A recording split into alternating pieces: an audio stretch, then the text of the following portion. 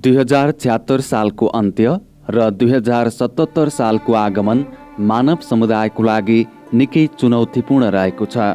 31 December सन् 2019मा पूर्वी चीनको वुहान सहरबाट विश्वभर फैलिएको कोरोना भाइरस कोभिड-19ले विश्व नै लकडाउनको अवस्थामा पुगेको थियो। मानव सभ्यताको यो इतिहासमा विश्व नै पुरै ठप्प भएको सायद पहिलो घटना हो। विश्वभरका मानिसहरू लामो समयसम्म घरमा थुनिएका थिए। 2076 माघ 10 गते नेपालमा पहिलो पटक कोभिड-19 कोरोना भाइरस संक्रमित व्यक्ति भेटिएका हुन्। चीनबाट फर्किएका उनको उपचार भएर घर फर्किएपछि दोस्रो संक्रमित 2076 चैत्र 10 गते भेटिएका हुन्। त्यसपछि खुल्ला सिमाना रहेको छिमेकी भारतमा संक्रमितको संख्या बढ्न थालेपछि नेपालले पनि 2076 चैत्र 11 गतेदेखि देशमा लकडाउनको घोषणा गरेको थियो। लकडाउनले नेपालमा सबै क्षेत्र प्रभावित पारेको छ। विकास निर्माण र अन्य गतिविधिहरू लामो समयसम्म ठप्प रहे। कोरोना भाइरसलाई फैलिन नदिन सबैभन्दा राम्रो उपाय भनेको नै एकान्तवास भएकोले सबै घरभित्र नै बसेका छन्।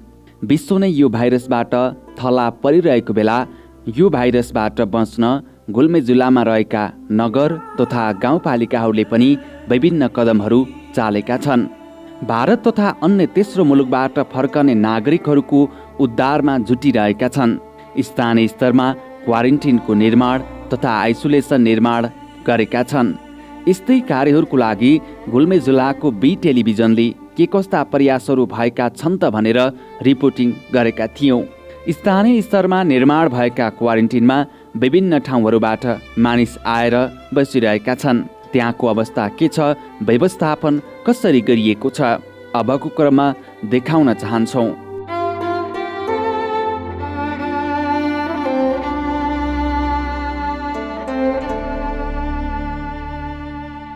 नमस्कार यहाँहरू सबैजनालाई। मेरो नाम इन्दु घरती मगर। मेरो घर चाहिँ रेसुङ्गा नगरपालिका 8 र हाल म अहिले बिरुवा स्वास्थ्य चौकीमा सिनियर अनमिको पदमा कार्यरत छु र अहिले म विगत 10 दिनदेखि यस रुङ्खा द माविको क्वारेन्टाइन स्थलमा काम गर्दैछु। यहाँ चाहिँ विभिन्न ठाउँबाट भारतबाट मान्छेहरू आइरहनु भएको छ। हजुर। महिला, सुत्केरी, सासाना बच्चाहरू पनि हामीले देखिरहेका छौँ। कस्तो कस्तो प्रकृतिका मान्छेहरू हुनुहुन्छ यहाँ? यहाँ त अब अघिल्लो लटमा तपाईँको 60 वर्षभन्दा माथिको हुनुहुन्थेन। अहिले हिजोको लटमा चाहिँ जुन म्यालपोखरी क्वारेन्टाइनबाट सिफ्ट भएर आएको हुनुहुन्छ उहाँमध्ये चाहिँ कति 2 जना वृद्ध हुनुहुन्छ।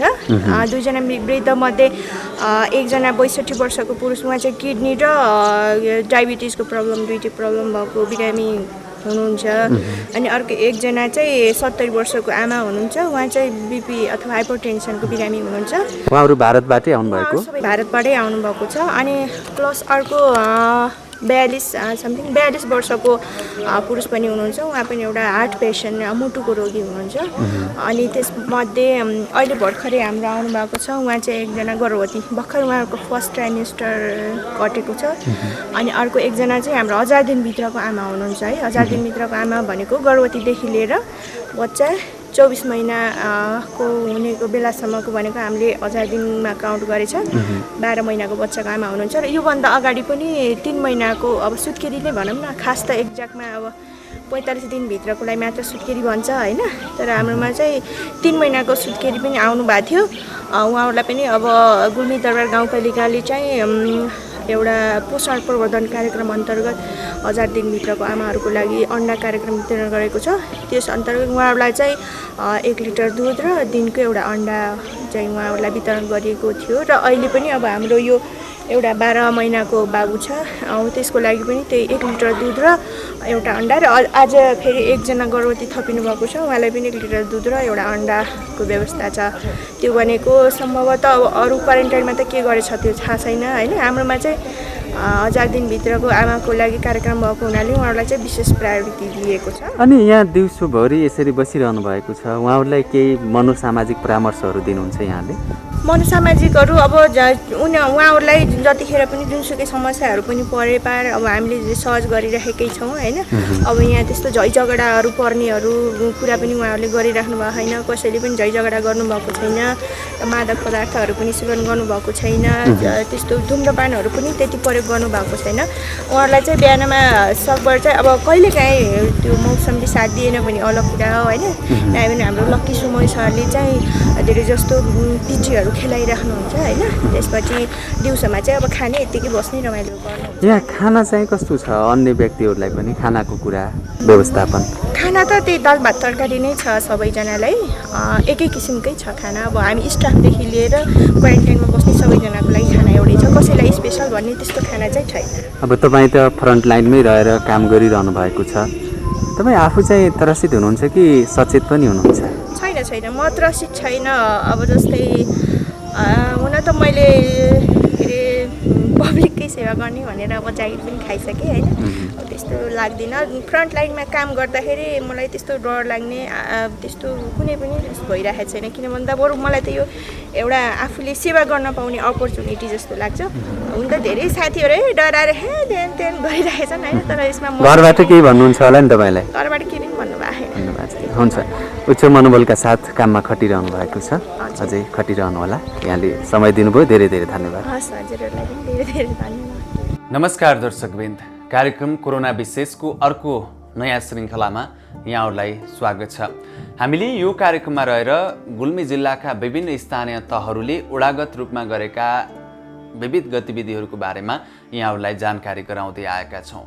पछिल्लो समय हामी गुल्मी दरबार गाउँपालिकामा रहेर गुल्मी दरबार गाउँपालिकाले समग्र ओडाहरूमा यो कोरोना रोकथाम तथा नियन्त्रणको लागि के कस्ता प्रयासहरू गरेको छ भन्ने बारेमा चर्चा गरिरहेका छौँ र हामी विभिन्न ओडाहरूमा पुगेर त्यहाँ भइरहेका गतिविधिहरू प्रत्यक्ष ओडा अध्यक्षज्यूहरूसँग त्यसै गरी क्वारेन्टिनमा रहेका मान्छेहरूसँग पनि हामीले कुराकानी गरिसकेका छौँ। गुल्मी दरबार गाउँपालिकाको समग्र अवस्था, क्वारेन्टिनको अवस्था एकदमै राम्रो रहेको पनि प्रतिक्रिया हामीलाई दिनुभएको थियो।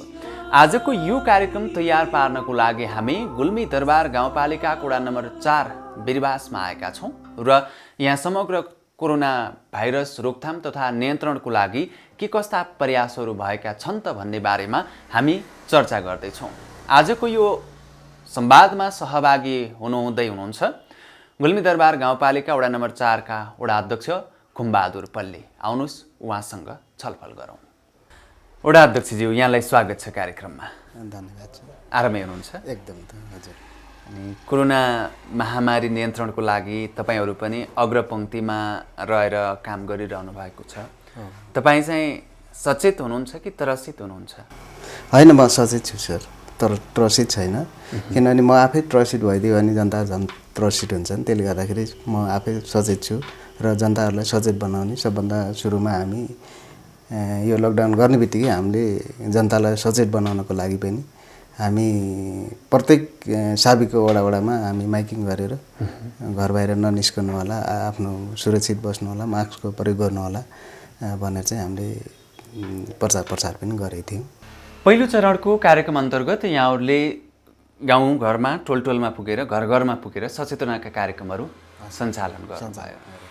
कतिको प्रभावकारी भयो? त्यसले चाहिँ आम जनमानसमा केही फरक पार्यो?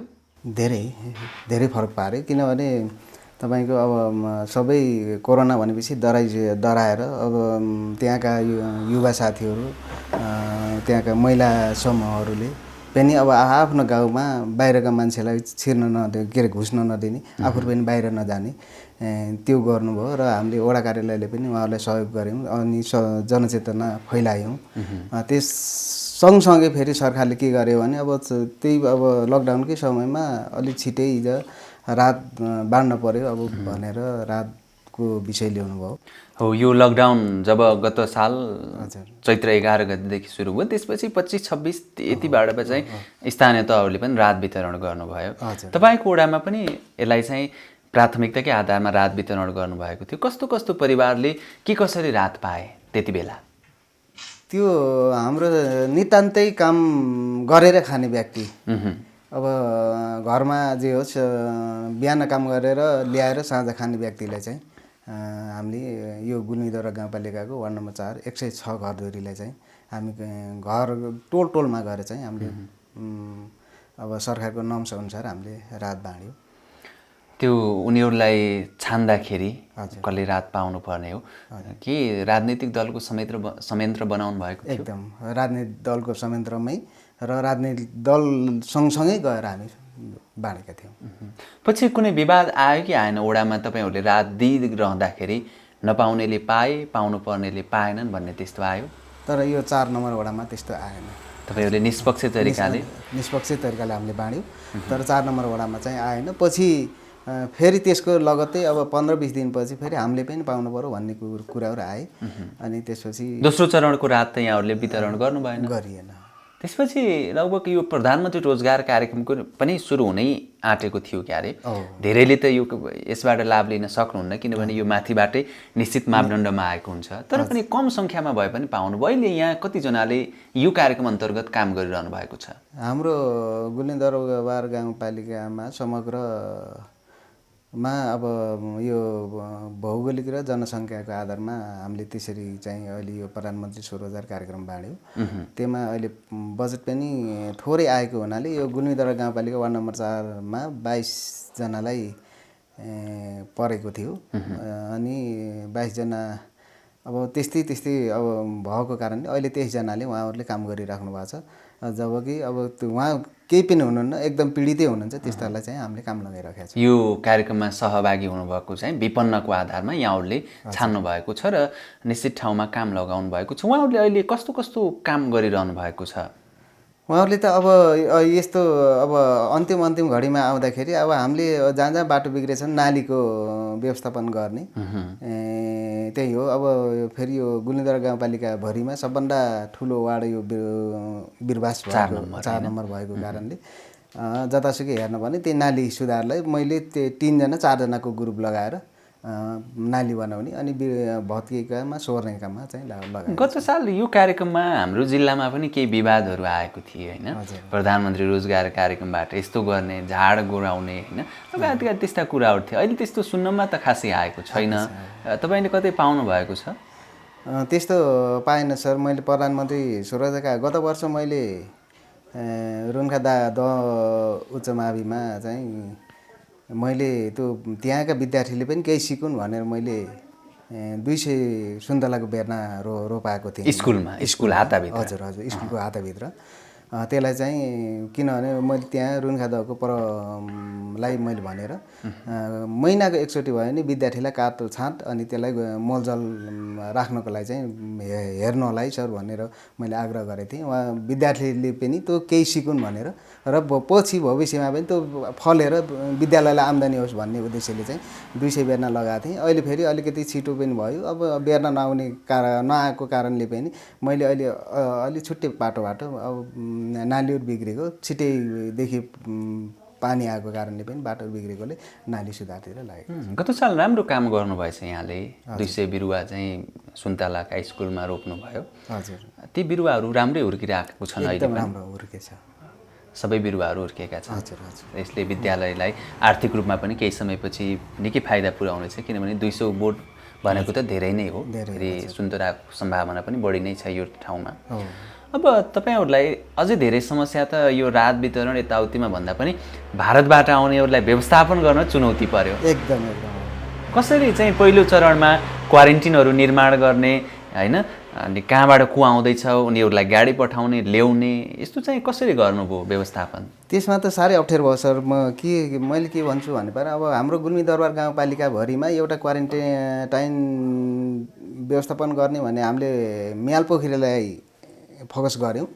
अब म्यालपोखरीलाई फोकस गरेर हामीले अब त्यहाँ तपाईँ 50 बेडको क्वारेन्टाइन बनाउँदै अब जबकि इन्डियामा अलपत्र परेर एकैचोटि हुमिँदाखेरि अब गाउँपालिकाले के भन्नुभयो भने अब वार्ड नम्बर 4 मा रुन्खा दहमा राख्न पर्यो, त्यहाँ बनाउन पर्यो भनेर 81 आदेश आउँदाखेरि अब म साथीहरू सबभन्दा पहिला मैले युवा साथीहरूलाई परिचालन गरेँ।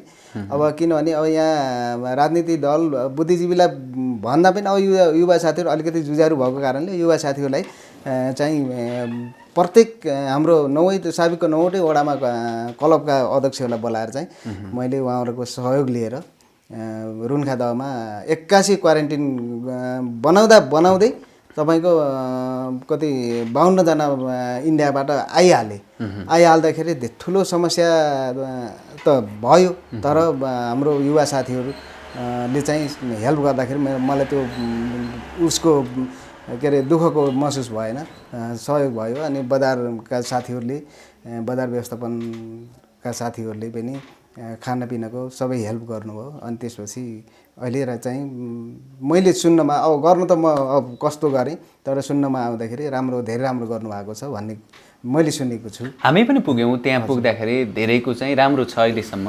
हामी चाहिँ त्यस्तो अन्त हामीले देख्छौँ होइन, इन्टरनेटको माध्यमबाट भन्नुहुन्छ उहाँ क्वारेन्टिनमा बस्नुभएको मान्छेहरूले पनि राम्रो व्यवस्थापन गर्नुभएको छ। कतिजना चाहिँ भारतबाट भित्रनु भयो वडा नम्बर 4 मा? हाम्रो भारतबाट वडा नम्बर 4 मा 93 जना चाहिँ भारतबाट र 10 जना चाहिँ नेपालकै विभिन्न ठाउँबाट। नेपालका विभिन्न ठाउँबाट आउनेलाई पनि तपाईँहरूले क्वारेन्टिनमा राख्नु भएछ नि? छुट्टै राख्नु। किन?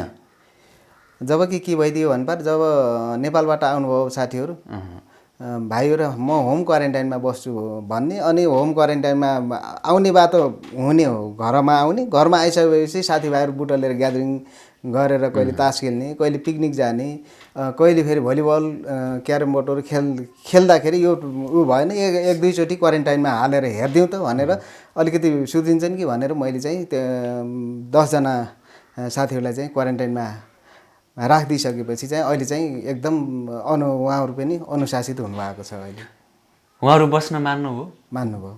कुनै विरोध त गर्नु भएन? हामीलाई के भएको छ र होइन, यहीँबाट आएको भन्ने पनि सुन्नमा आयो। कतिपय स्थानीय तह गुल्मेकै कतिपय स्थानीय तहहरूमा क्वारेन्टिनमा बस्नुपर्छ भनेपछि फेरि फर्केर बजारतिरै जानुभएको समाचार पनि यहाँले थाहा पाउनु भयो होला। त्यस्तो अप्ठ्यारो चाहिँ परेन यहाँलाई? त्यो यो बिरबासमा पनि भयो, तर त्यसपछि तपाईँको त्यो क्वारेन्टिनमा राख्छ नै भनेपछि अरू आउन पनि अलिकति ऊ भयो। अनि आए पनि होम क्वारेन्टाइनमा चाहिँ आफ्नै 14 दिनसम्म आफ्नै घरमा बस्ने, यताउता दायाँ बायाँ नलागे, अलिकति अनुशासनमा चाहिँ अलिकति सुधार आयो। अनि यो समाजले चाहिँ क्वारेन्टिनमा रहनु भएकोलाई कतिको हेल्प गरिरहनु भएको छ? हामीले विभिन्न ठाउँमा देखेका छौँ, तरकारीहरू लैजानु भएको छ, दाउराहरू खोजेर पुर्याइदिनु भएको छ, पानीहरू पुर्याइदिनु भएको छ।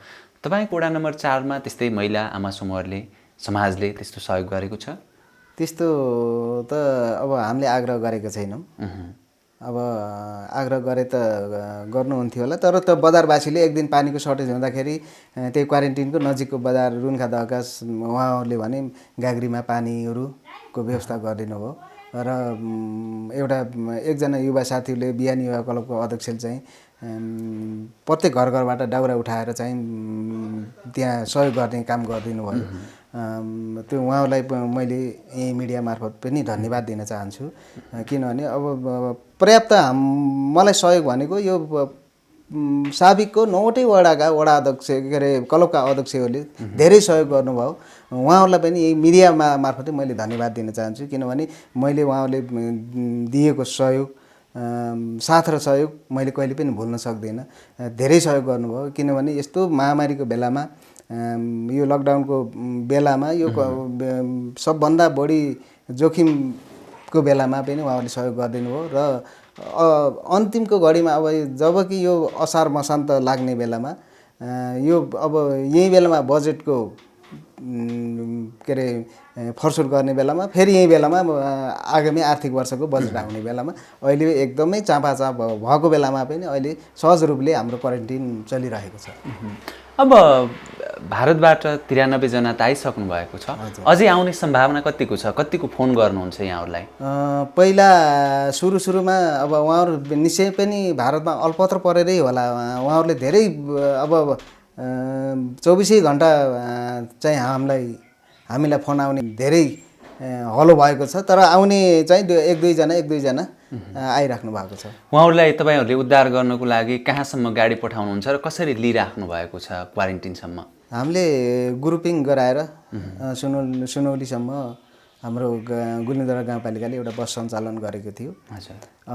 त्यो बस सञ्चालनले पनि नभ्याएर मैले बिरबासबाटै एउटा गाडी एक दिन के अरे सुनौलीसम्म लिन पठाएँ त्यो 12 जनाको ग्रुप लिनलाई। फेरि एकचोटि नेपालभरि बुटोलमा हाम्रा विद्यार्थीहरू अलपत्र परेर बस्नु भएको थियो, उहाँहरूलाई बुटोलसम्म चाहिँ मैले यहीँ हाम्रै विरासबाट बस पठाएर चाहिँ लिएर आएँ।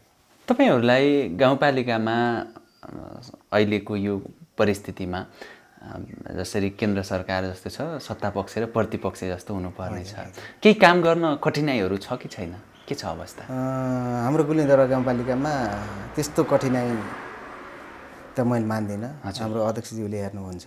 तर केही कुरामा त हुन्छ नै। तर अब किनभने अब गाउँपालिकामा अहिले समग्र के भइदियो, सुरुमा एभाइलेबल डिभाइड गर्ने थियो। हाम्रो 7वटा वडा छ, 7वटा वडामा पहिलो सुरुमा डिभाइड गरेर बजेट बाँडफाँड भयो। त्यसपछिको उमा भने अब जनसङ्ख्याको आधारमा र भौगोलिकको आधारमा चाहिँ बजेट बाँडफाँड गर्दाखेरि त्यही आधारमा आएको छ। र गाउँपालिकाले गरेको कुराहरू अब जस्तै ठिकै छ भनौँ, ठिकै गर्नु। त्यस्तो मत भिन्नता छैन, यो महामारीमा चाहिँ सबैजना मिलेर काममा खटिरहनु भएको छ, एउटा राम्रो समाचार पनि हो, अरूले यसबाट पनि सिको गर्नुपर्ने देखिन्छ। अब बजेटकै कुराकानी उठाउनु भयो यहाँले।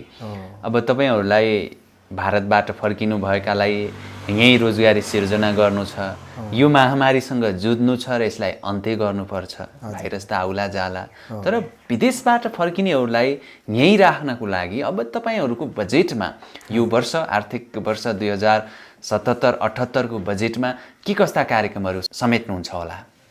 अब यो अहिले 77-78 बढीमा हामीले यो के अरे आधुनिकीकरण, यो कृषिलाई आधुनिकीकरण एकदम हामीले त्यसमा फोकस गरेका छौँ। सबभन्दा मेन नै हाम्रो त्यो मुख्य भनेकै त्यही हो। र म अहिले यो लकडाउनको कारण, यो कोभिड-19 यो कोरोनाको महामारीको कारण विदेशबाट युवाहरू यहाँ फर्केर काम गरेको देख्दा म आफै हर्षित छु। किनभने पुराना बाँझा जग्गा फोरिनु अनि जङ्गलहरू फाँडिएर फेरि अब तपाईँको सुन्तला कागती, यो हाम्रो बिरुवासँग सुन्तला र कागतीको अलिकति मार्केट भएको हुनाले सुन्तला कागती लगाउनको लागि खाडल खनेर राख्नु भएको छ। र 1850 बेर्ना कागती पनि अहिले यो वर्ष मैले बाँडिसकेँ। ओडामा 4 नम्बर वडामा बाँडिसकेँ। किनभने सबभन्दा एउटा दुईटा बेर्ना नबाँडेर मैले जो व्यवसाय किसान छ 100-200 बेर्ना लगाउनेलाई प्राथमिकता दिएर त्यसरी चाहिँ कागतीको बेर्ना बाँडे। अब सुन्तलाको बेर्ना पनि आउँदैछ। यो महामारीसँग जुझ्नको लागि यहाँले कृषि र उत्पादनलाई नै जोड दिइरहनु भएको छ, बजेट पनि यसैको आधारमा निर्माण गर्नुहुन्छ। हजुर। अब हामी अन्त्यमा छौँ। तपाईँले मैले सोध्न बिर्सेको कुरा र तपाईँलाई केही भन्न मन लागेको छ भने? हजुर, केही कुराहरू र त्यही त अब हाम्रो गुलिन्दरा गाउँपालिकामा सबभन्दा ठुलो वार्ड नै बिरबास पर्छ। 1120 घरधुरी छ अहिले। त्यसमा चाहिँ हाम्रो यो अहिले 76-77 को बजेटको काम चाहिँ मैले अगाडि नै यो कोभिड आउनुभन्दा अगाडि नै लगभग 90% मैले सिद्धाइसकेको थिएँ। र हाल संसद विकास कोषको पैसा 10 लाख र तपाईँको मुख्यमन्त्री कार्यक्रमको 35 लाख झाँक्री खोला। यहाँ अस्ति भर्खर लकडाउन भएपछि सम्झौता गर्न नपाएर रहेको बजेट थियो। त्यसलाई हामी अहिले तीव्र गतिमा संसद विकास कोषको 10 लाखको पैसाको हाम्रो बाटो स्तर उन्नति थियो, त्यो हामीले सिद्धाइसक्यौँ हाल 1 महिनाभित्रैमा। र अनि त्यो 35 लाखको काम चाहिँ एकदम तीव्र गतिमा भइरहेको छ। र अब आउने मैले भनिहालेँ, अब हामी यो बेरोजगार युवाहरूलाई हामीले रोजगारतर्फ लैजाने र व्यवसाय किसान बनाउने भन्ने हामी त्यतापट्टि लागिरहेका छौँ। र यो कोभिड-19 को पनि तपाईँको स्वरोजगारको यो व्यवसाय कृषकहरूलाई केही दिने भनेर पनि गाउँपालिकामा तपाईँको 43 लाख समथिङ रकम आएको थियो। त्यसमा पनि हाम्रो 38 जनालाई हाम्रो यो बिरबासमा सूचीमा आएको छ। 38 जनालाई लक्षित गरेर जो कुन व्यवसाय हुनुहुन्छ भनेर उहाँहरूलाई हिजो मात्रै हाम्रो यो के अरे त्यो लिस्ट लिएर आएको छु, त्यसमा छान्न बाँकी छ।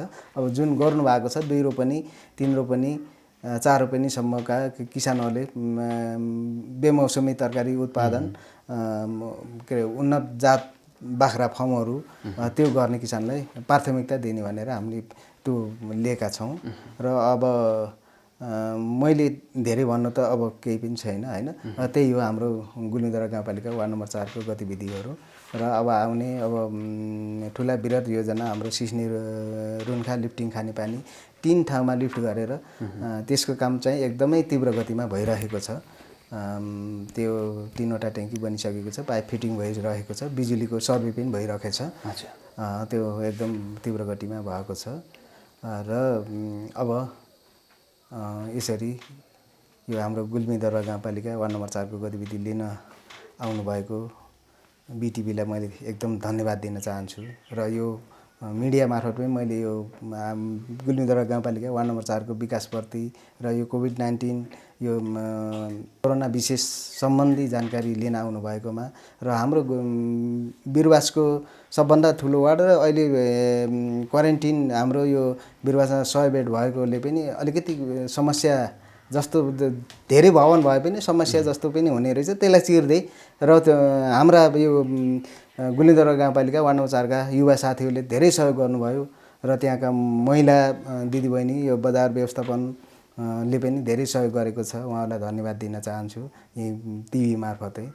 तपाईँलाई पनि धेरै धेरै धन्यवाद छ। हामी यो कोरोना महामारीमा के कसरी कामहरू भइरहेका छन्, क्वारेन्टिनमा बस्नेहरू साँच्चैकै कतिको खुसी हुनुहुन्छ, के कस्ता सुधार गर्नुपर्ने पक्षहरू छन् भन्ने बारेमा यहाँहरूसँग छलफल गऱ्यौँ। विकासका आयोजनाका बारेमा फेरि पनि आगामी कार्यक्रमहरूमा चर्चा गर्नेछौँ। समय प्रदान गर्नुभयो, यहाँलाई धेरै धेरै धन्यवाद छ।